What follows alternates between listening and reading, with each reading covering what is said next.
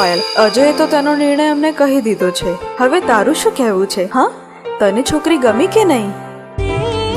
હા, છોકરી તો સારી છે.